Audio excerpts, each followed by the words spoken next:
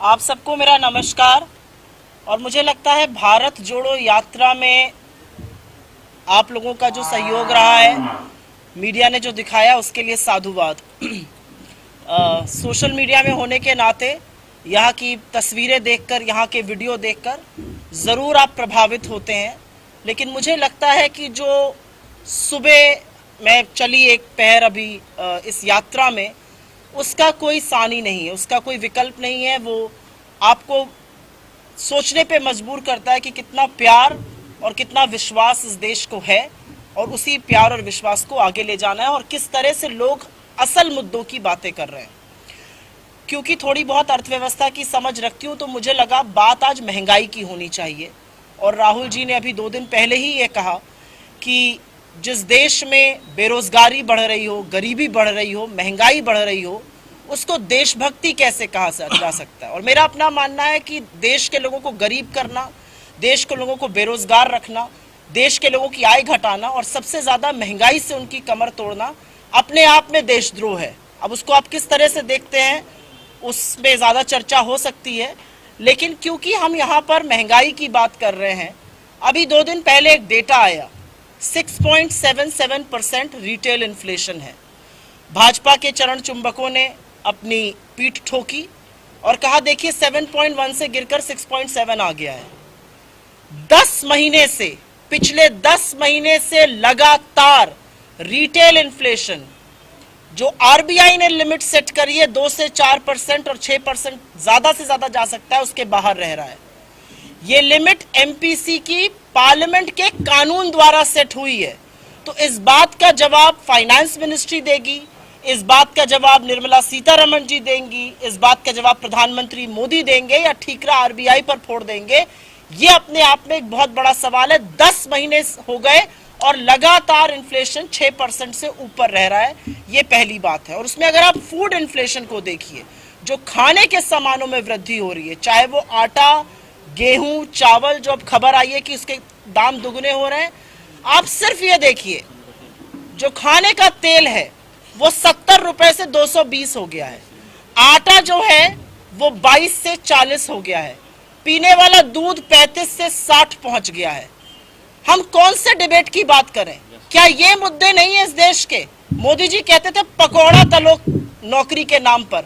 पकौड़े तलने वाला तेल आपने 70 से 220 कर दिया, और जिस गैस पे तला जाता वो 410 से 1200 पे बिक रही है। और सुई पटक सन्नाटा है सरकार, पिन ड्रॉप साइलेंस। अगर आप महंगाई की बात कर लीजिए, वो भी देश हित में आपकी जेबें हल्की करी जा रही हैं। तो ये महंगाई, और जब उनसे आप बात करिए तो फिजूल की बातें आपको सुनने को मिलती हैं। एक आपको सुनने को मिलता है कि ऐसा है अमेरिका और यूके में भी बहुत महंगाई है। उसका 2 ही जवाब है। अमेरिका में परचेजिंग पावर पैरिटी, आम व्यक्ति की तनख्वाह, आम व्यक्ति की खरीदने की शक्ति हिंदुस्तान से 15 गुना ज्यादा है। तो जब हमारे देश में गरीब लोग और हुए हैं, आय कम हुई है, नौकरी खत्म हुई है, तो महंगाई की मार और जबर पड़ रही है। तो अमेरिका से और यूके से जो लोग अपने आप को कंपेयर करते हैं, उनको ये भी ज्ञात होना चाहिए कि अमेरिका में जो इन्फ्लेशन है वो इस वजह से आया क्योंकि कोविड काल के दौरान वहां की सरकार ने लोगों के हाथ में पैसा दिया और कहा कि आपका उपभोग बंद ना हो, आपकी नौकरी खत्म ना हो, आपका व्यवसाय चलता रहे, और इस वजह से इन्फ्लेशन आया। हमारे यहाँ तो इन्फ्लेशन आने का सिर्फ और सिर्फ एक कारण है, और वो है मुनाफाखोरी।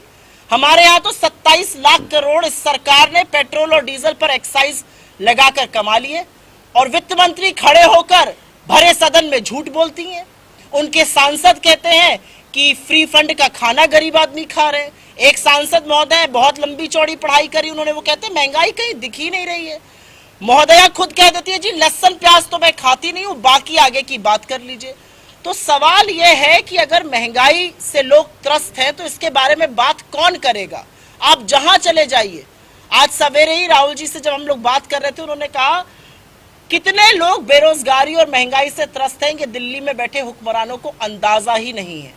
और इसीलिए मुझे लगता है कि जो मूल मुद्दे हैं, जो भारत जोड़ो यात्रा का लक्ष्य है, जरूर सामाजिक ताने बाने को जोड़ना है, जरूर लोकतंत्र को जोड़े रखना है, लेकिन उससे भी बड़ा जो दायित्व है हम पर कि हम महंगाई, हम बेरोजगारी से जो लोगों के हौसले टूटे हैं उस हौसले को दोबारा से जोड़े, वो भारत जोड़ो यात्रा है। बड़ी बड़ी बातें करते थे मोदी जी जब विपक्ष में थे कि रुपए का गिरना और प्रधानमंत्री की साख में होड़ लगी हुई है। रुपए इनको हमने 54 पे दिया 2014 में, रुपया अब 83 पर है। रुपए के गिरने से लगातार महंगाई और बढ़ रही है। तो सवाल यह है कि इस सरकार में इकोनॉमी पर, इस सरकार में महंगाई पर, बेरोजगारी पर कोई चर्चा ही नहीं है। आप अगर मुद्दे की बात करिए तो ध्यान जरूर भटकाया जाएगा। आप बात उत्तर की करिएगा तो आपसे दक्षिण की बातें करी जाने लगेंगी। इस सरकार के मंत्रियों को यह नहीं पता कि अगर देश में इंपोर्ट घट रहा है और एक्सपोर्ट भी नहीं बढ़ रहा है तो उसका सीधा मतलब है कि आपकी कंपनीज, आपकी फैक्ट्रीज ठप पड़ी हैं, हम कुछ मैन्युफैक्चर नहीं कर रहे हैं। बड़े बड़े स्लोगन आत्मनिर्भरता के, फलाने अमृतकाल के दे देते हैं। क्या है अमृतकाल इस देश में, मैं जानना चाहती हूँ एक गृहिणी से। और जितनी महिलाएं इस यात्रा में मिलती हैं और उनकी जो स्टोरीज मैंने देखी और आज मैंने काफी सारी महिलाओं को देखा, जितनी महिलाएं मिलती हैं सबसे बड़ा प्रभाव महंगाई का उन महिलाओं पर पड़ता है। सबसे बड़ा प्रभाव इसलिए पड़ता है क्योंकि एक महिला घर में एक रोटी कम खाती है ये सोचकर कि घर वाले खाना खा लें। कौन जवाब देगा? वित्त मंत्री ने तो खड़े होकर सदन में कह दिया सब लोगों ने मिलकर डिसीजन लिया था। बिल्कुल नहीं लिया था, यह भी एक झूठ है और इस झूठ का पर्दाफाश होना जरूरी है। जो जीएसटी काउंसिल होती है, अगर उसमें किसी को भी कोई भी डिसीजन को अपोज करना है तो या तो सेंट्रल गवर्नमेंट उसका साथ दे या 19 और राज्य उसका साथ दें। 19 राज्यों में भाजपा की सरकार है, क्यों आपने आटे पर जीएसटी लगाया? आप तो हवाई चप्पल और हवाई जहाज का चश्मा लगा रहे थे, हवाई चप्पल पे जीएसटी लगा दिया। पहनने वाली नॉर्मल सी कमीज पर आपने जीएसटी लगा दिया। तो चाय पत्ती से लेके चाहे वो कॉफी हो, चाहे बच्चों को पिलाने वाला दूध हो, चाहे आटा हो, दाल हो, चावल हो, हर चीज पर तो जीएसटी है। तो कैसे कैसे संभलेगा ये? यही सवाल है। आप जब इनसे ये सवाल करते हैं तो उसका सामने से कोई जवाब नहीं आता है। महंगाई से लोग त्रस्त हैं। 6.7% से ज्यादा इन्फ्लेशन इस देश के लिए हानिकारक है। 10 महीने हो गए लगातार 6% से ज्यादा इन्फ्लेशन है। और अंत में मैं इतना कहूंगी कि विपक्ष नहीं कह रहा है कि त्राहिमाम मचा हुआ है। आपको आईना तो आरबीआई दिखा रहा है। 4-4 बार आरबीआई ने रेट बढ़ाया है। क्यों बढ़ाया है? क्योंकि महंगाई नियंत्रण में आप ला नहीं पा रहे, इसलिए आरबीआई को एक्ट करना पड़ रहा है। लेकिन आरबीआई भी बखूबी ये जानता है कि आज उन्होंने कर लिया है, कल को काम तो फाइनेंस मिनिस्ट्री को और सरकार को ही करना पड़ेगा। इस सरकार से जब आप बात करिए उल जलूल की बातें करते हैं।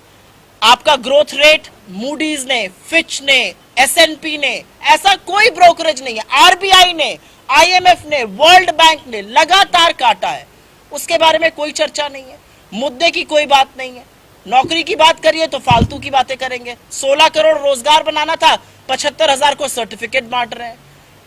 बात करनी है आम आदमी की, बुलेट ट्रेन की बात करेंगे। बात करनी है आम आदमी की, वंदे मातरम की बात करेंगे। बार बार मवेशियों से वो टकरा कर टूटी जा रही है। समझ में नहीं आता गत्ते की बनी है ट्रेन या लोहे लक्कड़ की बनी है। सबसे बड़ा प्रॉब्लम है कि इकोनॉमी खतरे में है और सरकार वो डॉक्टर है। अगर आप पेट दर्द लेके डॉक्टर के पास जाइए और डॉक्टर आपसे कहे नहीं मैं मानता ही नहीं हूं आपके पेट में दर्द है, तो आपका इलाज संभव नहीं है। सरकार आज डिनायल में है, सरकार मानती ही नहीं है कि इकोनॉमी में समस्या है और उसी का जो हम भुगत रहे, ये देश भुगत रहा है, बेरोजगार भुगत रहे हैं, ये उसी का नतीजा है। इस मंच से और तमाम कांग्रेस के मंचों से हमने लगातार महंगाई पर, बेरोजगारी पर हल्ला बोला है और आगे भी जरूर बोलते रहेंगे। I will come to your question. Old pension scheme लाने के लिए हम प्रतिबद्ध हैं, चाहे वो हिमाचल हो, चाहे गुजरात हो। हमारी छत्तीसगढ़ और राजस्थान की सरकारें पुरानी पेंशन स्कीम वापस ले आई हैं और ऐसा करना इसलिए जरूरी है क्योंकि लोगों को इसकी जरूरत है। एक राजनीतिक दल होने के नाते हमें लोगों की जरूरत का, लोगों की सुविधाओं का, लोगों की मांग का ख्याल रखना पड़ता है। कांग्रेस पार्टी में, कांग्रेस की लीडरशिप में, कांग्रेस की नीति में रत्ती भर भी संदेह और संशय नहीं है पुरानी पेंशन स्कीम को लेकर। जिनका आपने जिक्र किया ये उनका इंडिविजुअल व्यू हो सकता है, ये कांग्रेस का व्यू बिल्कुल भी नहीं है, पहली बात। और दूसरा जो आपने सवाल पूछा, I think your question was on न्याय। मुझे लगता है कि न्याय अगर समय रहते इसी सरकार ने लागू कर दिया होता तो 23 करोड़ लोग गरीबी की सीमा रेखा के नीचे नहीं गए होते, 5 करोड़ लोग एक्सट्रीम पॉवर्टी का शिकार नहीं होते, लोग भूखे नहीं मरते, 86 करोड़ लोगों को फ्री का राशन नहीं बांटना पड़ता, उनके हाथ में पैसा रहता, और जो इकोनॉमी का सुचक्र होता है, उपभोग, निवेश और नौकरी, वो टूटता नहीं। आज वो चक्र टूट गया है। आज लोग उपभोग कम कर रहे हैं इसलिए निवेश कम हो रहा है, निवेश कम हो रहा है इसलिए नौकरियां कम बन रही हैं। राहुल गांधी जी ने लगातार न्याय की बात करी थी, आपने जो प्लान की बात करी, चाहे वो न्याय हो और चाहे वो एमएसएमईज, जो छोटे लघु सूक्ष्म मध्यम उद्योग होते हैं, उनको बढ़ाने की बात हो, वो रीढ़ की हड्डी है, वो असल में नौकरियां बनाती हैं। इस सरकार ने कॉन्सेंट्रेशन ऑफ कैपिटल, जो हम दो और हमारे दो की बात करते हैं, वो कुछ ही पूंजीपतियों के हाथ में कर दिया है। वो पूंजीपति नौकरी नहीं बना रहे हैं, लेकिन उनके पास सारी सुविधाएं हैं, उनके पास सारा कैपिटल है, उनको सरकारी संरक्षण है, उनको सारे लोन्स मिलते हैं, जो असल में मिलने चाहिए, जो सुविधाएं होनी चाहिए सूक्ष्म लघु मध्यम उद्योग पे। आप उन पर ध्यान दीजिए, अगले दिन इकोनॉमी सर पर दौड़ने लगेगी। मैं इसका दो जवाब दूंगी आपको, थोड़ा सा लंबा। मुझे ऐसा लगता है कि सरकार की नीयत और नीति अगर हो तो आप सब कुछ कर सकते हैं। सारी बात नीयत और नीति की है।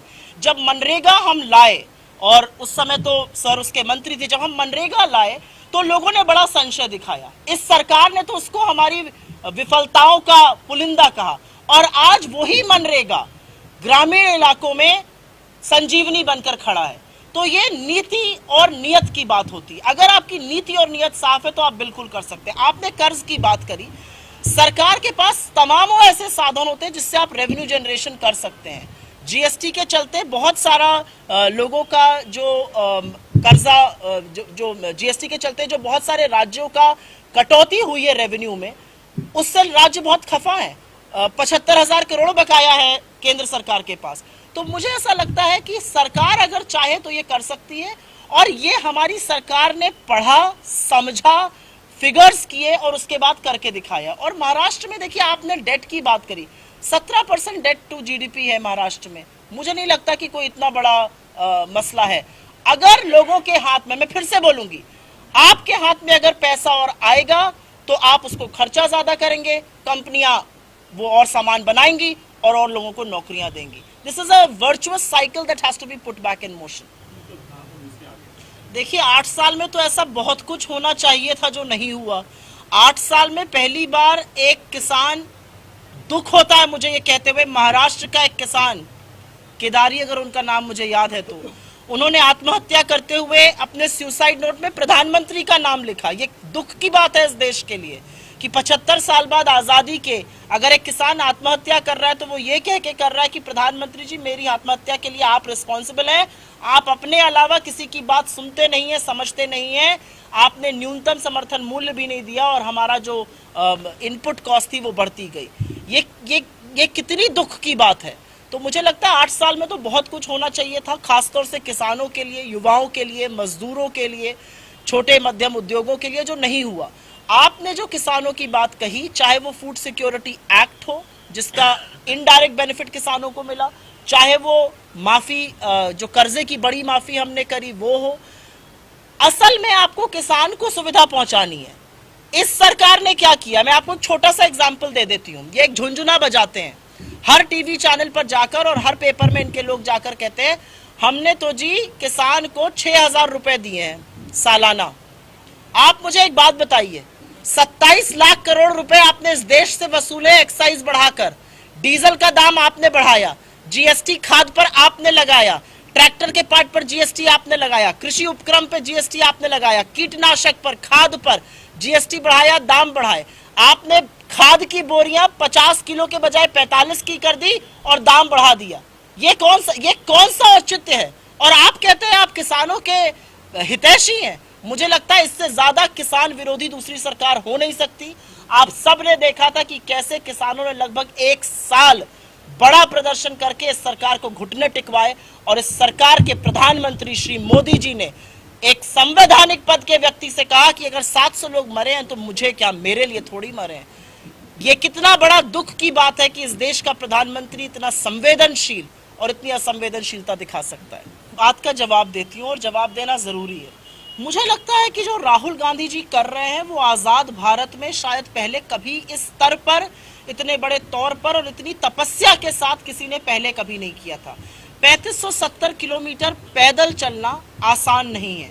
बारिश में, आंधी में, धूल धक्कड़ धूप में आप चल रहे हैं, और आप इसलिए चल रहे हैं क्योंकि आपको लगता है कि आपके चलने से ये देश जुड़ेगा और आपके चलने से लोगों का हौसला जुड़ेगा जो टूट गया है। जो आप बात कह रही हैं वो कहीं टूटे हौसले और शायद बिखरे हुए सपनों की है। मुझे पूरा विश्वास है कि इस यात्रा से एक उम्मीद की किरण जरूर दिख रही है लोगों को। लोगों को लग रहा है कि कोई तो ऐसा है जो बैठकर बात नहीं कर रहा है, चल रहा है, हमारे बीच आ रहा है, हमारी समस्याओं को सुन रहा है। क्योंकि एक बात तो देखिए सच है, 8.5 साल में ये देश एक आदमी के मन की बात सुनकर उकता गया है। वो कह रहा भाई हमारी भी बात सुनिए, हमने आपको चुना है। तो मुझे लगता है जिस तरह से राहुल जी लोगों से मिल रहे हैं, जो संवाद हो रहा है, वो जरूर आगे की कड़ी जोड़ेगा। मुझे बिल्कुल भी संशय नहीं है कि हमारी लोकल लीडरशिप इस पूरे मिशन को आगे ले जाने में कोई कसर नहीं छोड़ेगी। ऐसा किया इन्होंने, आप सही कह रही हैं, ये सिर्फ महाराष्ट्र में नहीं, ये बहुत सारे राज्यों में किया गया कि जो चावल खाने वाले लोग थे वहां पर गेहूं बढ़ा दिया गया, जहां पर गेहूं खाने वाले लोग थे वहां पर चावल बढ़ा दिया। महाराष्ट्र पहला राज्य नहीं है, ये भाजपा की डबल इंजन की सरकार का डबल धमाका है।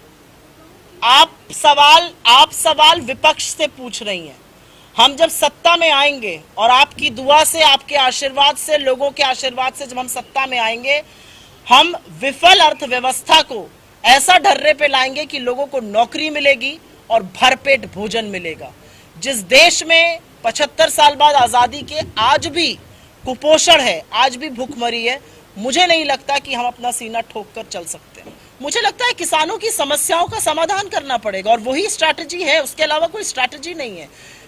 Agriculture is the biggest employer in this country. आप उससे कैसे मुंह मोड़ सकते हैं? आपको एग्रीकल्चर को रेम्यूनरेटिव बनाना है, आपको किसानों की समस्याओं का समाधान करना है, चाहे वो महंगा डीजल हो, महंगी बिजली हो, महंगी खाद हो, महंगा कृषि उपक्रम हो।